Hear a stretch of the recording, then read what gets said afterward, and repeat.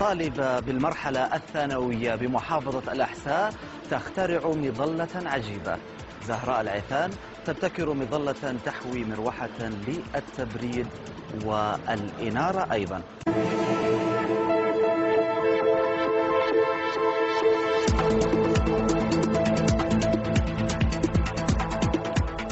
زهراء العيثان طالبة بالمرحلة الثانوية في محافظة الأحساء قادها إصرارها على النجاح والتميز واختراع مظلة عجيبة تعتمد على الطاقة الشمسية، تحوي هذه المظلة على مروحة للتبريد ومصباح للإنارة وشاحن للبطاريات وجيوب مخصصة أيضا لحمل أغراض الحجاج، كونهم الشريحة الكبرى التي ستستفيد منها مستقبلا.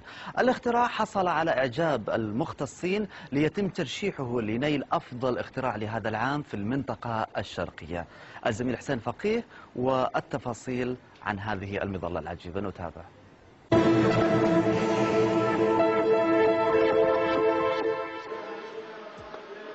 معاناة حجاج بيت الله الحرام من أشعة الشمس الحارقة وأضرارها عليهم كانت كفيلة بتحريك نواة الاختراع لدى طالبة المرحلة الثانوية زهراء العيثان، التي تمكنت من اختراع مظلة أطلقت عليها المظلة العجيبة لاعتمادها على الطاقة الشمسية. هي عبارة عن مظلة تحتوي على مروحة للتبريد، وتحتوي على مصباح كهربائي للإنارة في الليل، وتحتوي على شاحن كهربائي لشحن الجوال أو شحن أي آلة أخرى، وفيها طبعا جيوب لوضع الأغراض فيها، وفيها طبعا كل هذه تشتغل على الطاقة الشمسية.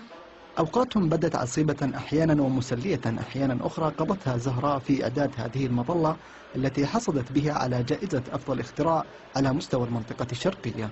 يتميز ان هو استغلال الطاقه الشمسيه، ودي كانت مفاجاه بالنسبه لنا ان طالبه في السن ده وحاسه مشاكل المنطقه اللي هي عايشه فيها وبتحاول تعالجها الفوائد، انها تستغل الطاقه الشمسيه وتحولها الى ميزه لها. دي كانت المفاجاه بالنسبه لنا، وحاورناها على اساس حاولنا نعرف ان الفكره دي جايه منها او جايه من حد اخر. فوجدنا لانها عندها معلومات ممتازه جدا عن تحويل الطاقه الشمسيه الى طاقه كهربائيه، ومنها كمان ضافت إضافة ممتازة إن هي حاسة بالبيئة اللي هي عايشة فيها. لتبعث زهراء برسالة إلى نظيراتها من الطالبات بأن الطموح والعزيمة على التميز أقوى من كل العوائق التي قد تعترض قصص النجاح.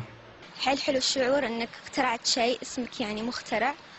وأنا أقول لكم يعني لا تقولون صعب، ما في شيء صعب الصراحة، يعني بالإصرار، يعني الإصرار يولد النجاح يعني. وأمام أهمية هذا الاختراع والفائدة المتوقعة من تأمل زهراء في حصولها على براءة اختراع ليتم إعداده بشكله النهائي للاستفادة منه على أرض الواقع. من المنطقة الشرقية حسين فقيه، LNBC في أسبوع الأحساء.